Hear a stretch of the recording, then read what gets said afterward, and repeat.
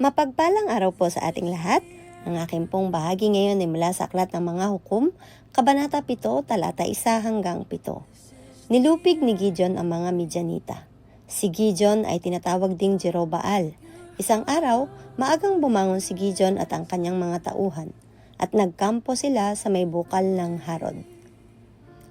Samantala, ang mga Midyanita ay nagkampo sa hilagang kapatagan, sa may burol ng More. Sinabi ni Yahweh kay Gideon, "Sobrang dami ng mga tauhan mo para pagtagumpayin ko kayo laban sa mga Midyanita. Baka akalain nilang sarili nila ang nakatalo sa mga Midyanita at hindi dahil sa tulong ko.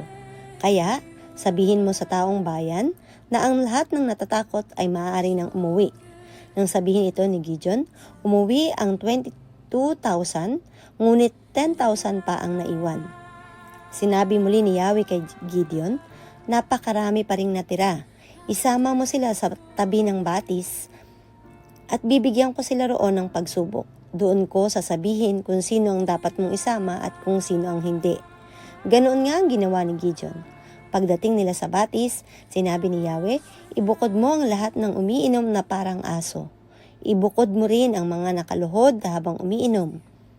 Ang sumalok ng tubig sa pamamagitan ng kamay upang uminom ay 300 at ang iba'y lumuhod upang uminom." Sinabi ni Yahweh kay Gideon, "Ang 300 sumalok sa pag-inom ang isasama mo upang pagtagumpayin ko kayo at gapiin ang mga Midyanita. Ang iba na may pauwiin mo na." Amen. Isang magandang araw pong muli sa ating lahat. Samahan niyo po akong muli sa pagbabahagi ko ng salita ng Diyos. Sinasabi po dito sa Aklat ng Mga Hukom, Kabanata 7, versikulo 8 hanggang 13. Matapos kunin ang mga kagamitan, pinauwi ni Gideon ang lahat ng Israelita maliban sa 300. Ang kampo ng mga Madyanita ay nasa kapatagan nga. Pinanununghan nila. Kinagabihan, sinabi ni Yahweh kay Gideon, "Lusubin na ninyo ang mga Madyaneta at malulupig ninyo sila. Kung nag-aalinlangan ka pa hanggang ngayon, isama mo ang bataan mong si Pura at subukan ninyo sila. Tiyak na lalakas ang loob mo kapag narinig mo ang kanilang usapan." Kaya siya at si Pura ay palihim na nagpunta sa may kampo ng mga Madyanita.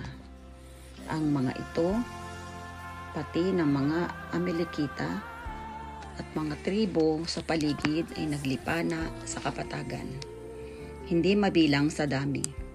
Ang kanilang mga kamelyo ay sindami naman ng buhangin sa dagat. Nang malapit na sina Gideon, may narinig silang nag-uusap. Ang sabi ng isa, "Napaniginipan kong may isang tinapay na sebadang gumulong sa ating kampo. Nagulungan daw ang tolda at ito'y bumagsak." Ito po ang mga salita ng Diyos. Amen. Ang Aklat ng Mga Hukom, Kabanata 7, versikulo 14 hanggang 19. At ang sabi, sumagot ang isa, "Ang panaginip mo'y walang iba, kundi ang espada ni Gideon, ang Israelitang anak ni Joash. Pagtatagumpayin siya ng Diyos laban sa mga Midyanita at sa ating lahat."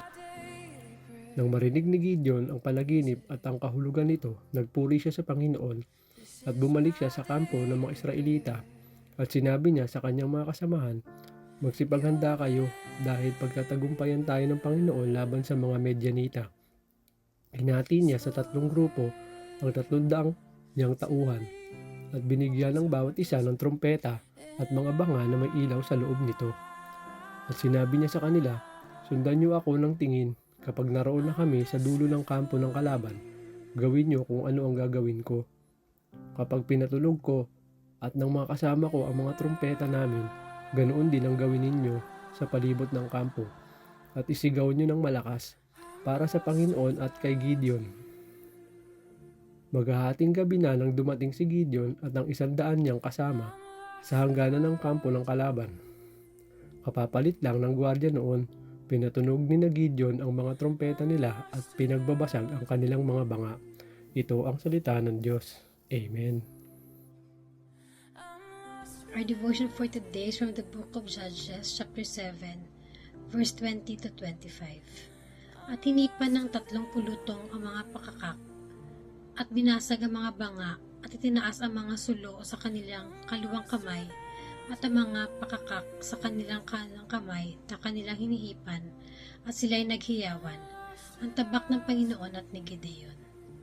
At sila'y nangakagtayo, bawat isa sa kanyang dako sa palibot ng kampamento, at ang buong hukbo ay tumakbo, at sila'y sumigaw at pinatakas nila.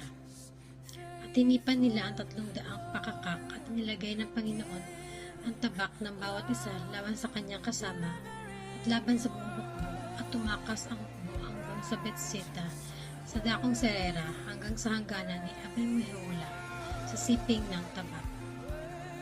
At ang mga lalaki ng Israel ay nagpipisan, ang sa Neftali at ang sa Aser at sa buong Manases at tinabolang Madian.